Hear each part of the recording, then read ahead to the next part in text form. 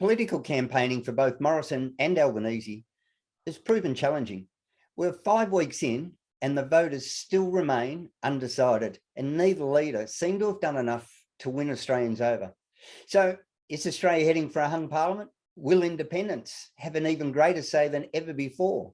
And is this election about to redefine politics in Australia, or will Australians give the two major parties the ability to govern in their own right? Well, we're 11 days in and it's going to be fascinating. And Steve Carey, Newsflash Media Managing Director and former 7 News boss, joins Informer regularly in the lead up to share his thoughts on what he thinks will happen. Well, Steve, where do you think we're at?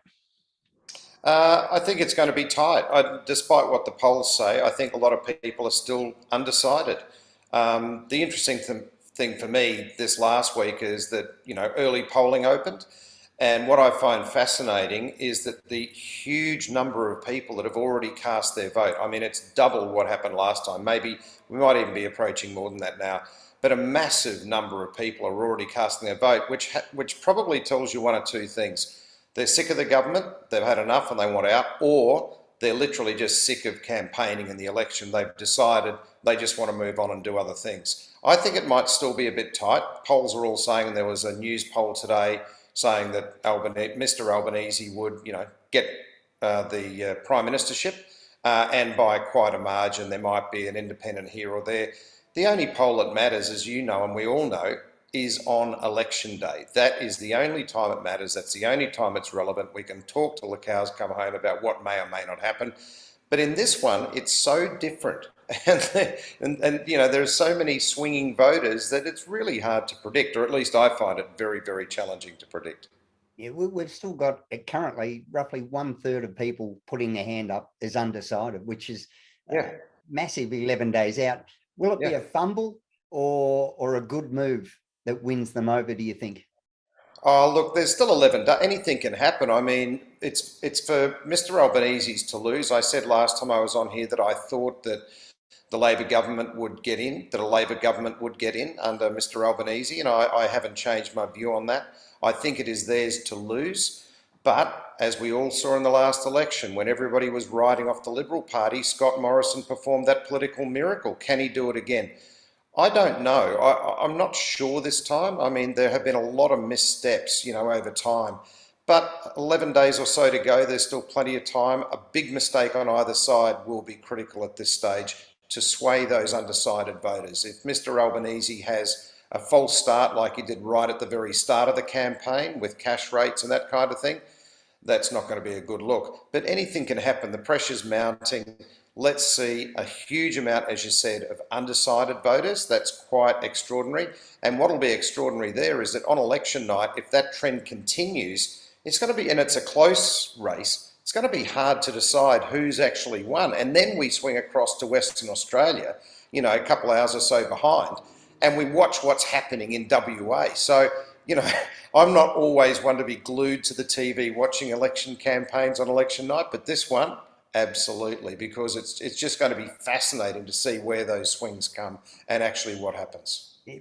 Well, people of our vintage, Steve, might remember the Don's Party movie. I think there'll be a few going on. Well, let's put that one to bed. Now, current polling has, I think they said there's 36 seats that are too close to call. But out of that 36, when they're saying safe Labor seats, I think, are at about 56. So Labor only needs to win 10 of those undecided. Liberal needs to win 26. Is it beyond them? It's a big hurdle, isn't it? When you look at it that way, you'd have to say as a betting person, you'd be punting on the incumbents, Labor Party. But I think what I will find really fascinating, it'll tell me everything I need to know about the election.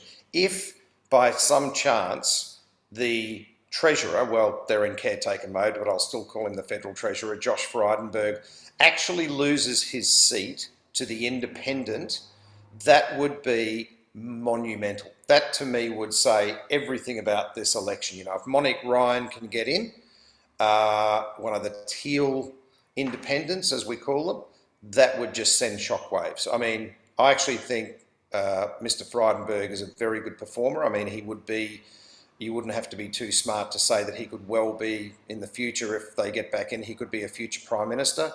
But for him to lose that seat, if that happened, would be just one of the staggering things of this campaign. And that's played out across, there are a whole stack of seats which are close from the independents. But how many independents will get in? Are people just going to send a message to the government saying, you know what, we're going to give you a fright, we're going to give you a little bit of a touch up and say you need to do better, particularly on climate change and those sort of things. But a lot of these one policy independence, is that good for government? I'm not convinced. Yeah. Some of these independents, the Teals, especially Dr. Monique Ryan, have really redefined what it means to be an independent, with huge money coming in. A fantastic organisation. I've been through Dr. Monique Ryan's office down there in Glenferrie Road, and the a number of volunteers that they have all through the electorate, the signage, all the advertising. It really is going to usher in, I think, a new era in politics. Don't you think, Steve? Oh, I couldn't agree more. And I think I was listening to Neil Mitchell this morning, and I think I'd be right to say that I heard them say that the campaign that they're spending, Dr. Ryan's spending, is 1.5 million. That is a lot of money when you think about the contributions that have to flow in to run that kind of campaign. It is very slick. It's very professional. It reminds me very much of a US-style campaign, but very grassroots. So, it's absolutely clearly given the Liberals, Mr. Frydenberg, has given him a fright. There's no question of that. I mean, he is campaigning hard, and he actually said today, this is the fight of his political career. I wouldn't say that he's wrong in that assessment. And then you look across, at Zoe Daniel, taking on Tim Wilson in Goldstein. And again, a pretty slick campaign, ex-ABC producer, journalist. So, again, very popular, very populist, and giving them a real run. I mean, and you've got to say that's part of our political system. Everybody gets to have a say, gets to have a voice, gets to have a chance. But I just do worry. I mean, I'm old enough I worry about just one policy party platforms, which are notionally a great idea. Okay, climate change, we've got to do something. But where's the deep policy? And that's what I said last time I was on. I want the policy detail. How's it going to be funded? What are the targets? It's great to have this nebulous idea of we want climate change to be an issue, and we say it's important for future generations, no question. But how are you going to achieve that? Where's the detail? And as you and I know, the devil's always in the detail. And if you don't get the detail, all you're left with is the devil. Now, given the rise of the independents, does this show how the majors' endorsement of their candidates is left lacking? Because if Dr. Monique Ryan was welcomed into one of the major parties and endorsed, and they gave her a platform, she would make a great candidate for either of the majors. Is this a shortcoming in the two parties? I don't know that it's a shortcoming. That's an interesting question. It's an interesting concept, isn't it? Because she's clearly a good performer, and quite a few of the independents. I noticed the bulk of them are women, which also, speaks to the electorate and what we perceive as, who's going to be good for the voters. She'd be a good candidate anywhere she stood, but then you get into the machinations of the party machine, pre-selection, all the backdoor deals and everything else. I mean, politics is a pretty dirty game, as we all know. You've got to be tough as nails. So, if there was that opportunity, why not? But clearly there hasn't been. She's in the seat. She's campaigning for what she believes is right. All power to her, and the electorate will decide. And that's fair enough. It just worries me, though, if we end up with a hung parliament with a bunch of independents who hold the balance, and they are single platform policy independents. Where do we stand then on issues such as security, such as wages, such as housing, all those other things, welfare, NDIS, all those myriad of things where when you come from a major party, you're supposed to have a platform on that so I can digest it and have a look. I'm just not sure. Now, and I guess that's going to be the brave new world. If that's the way it is, that's what we have to live with. And I'd say there'd be quite a number of the population, particularly the younger generation, that probably would welcome that and say the political system here, the two-party, major party sort of idea, or three-party, include the Nationals, of course, but, those two big blocks, conservative or not, it's time for a shake-up. Maybe it is. We'll know in a very short period of time. Yeah, I thought Frydenberg in his debate with Dr. Monique Ryan landed a fairly telling blow when he pointed out that part of her campaign had strong economy, and he asked her for her tax proposals, and she didn't have one. And that highlights exactly what you've just pointed out, Steve, doesn't it?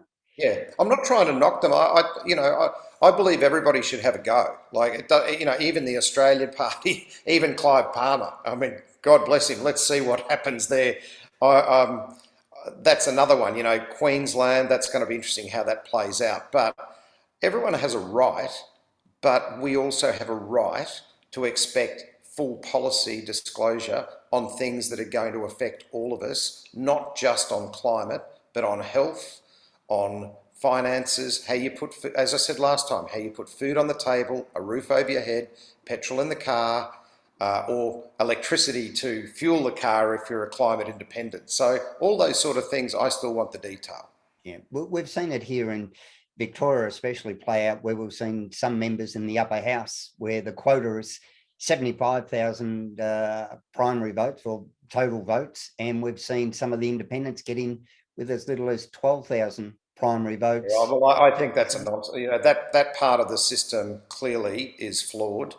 It's got to be weighted. I mean, it's like redrawing electoral boundaries, isn't it? The gerrymandering sort of days. So I think we're due for an overhaul anyway, and this election may well prove the catalyst for a lot of change, but we'll have to wait and see. But it's going to be fascinating. In the next 10, 11 days, it's make or break time. Everybody knows that. You cannot afford to put a foot wrong, and the pressure on all of these main players, it's just enormous, and it's building. I mean, they'll be limping towards the line, not running towards it, I don't think. Yeah. Now, as you mentioned before about the less than moral high ground that the backroom deals and things like that go on in politics comes, do you think either leader, win, lose or draw, will be there 12 months after the election? Should they do a Bradbury and fall across the line? We've already seen Malcolm Turnbull reappear. We saw Malcolm's. Well, I shouldn't say Malcolm. I'm not familiar with it. Mr. Turnbull, I think, has many agendas, the same as some others within Labor have many agendas. You could also look askance at Mr. Shorten. What might happen if they get in? Would there be a challenge? I mean, I don't know. I mean, I'll tell you this. If the Liberal Party get back in with Scott Morrison, if he does, Messiah number 2, and actually can, pull them out of the flames and get them returned, I don't think anybody's going to be putting their hand up immediately to knock a bloke who potentially could win 2 unwinnable elections. So let's see. I think if Mr. Albanese loses, I think any player would say that there would be a challenge, because to me, it's Labor's to lose. So then there would be questions. But, politics is politics. There's always that honeymoon period afterwards. If you're the winner, there's the death by not so many cuts if you lose. Yeah, anyone who takes Morrison on, should he win, I think would be in fear of a lightning bolt from above taking them out. There's some sort of intervention going on. Perhaps. Oh, all right. Well, thanks again, Steve. It's always fascinating to talk. I can't wait to get on next week, and I'll get the fondue ready for our Don's Party election night. Good on you. I'll get the safari suit out. We're there. Great to see you again, Steve. There, mate.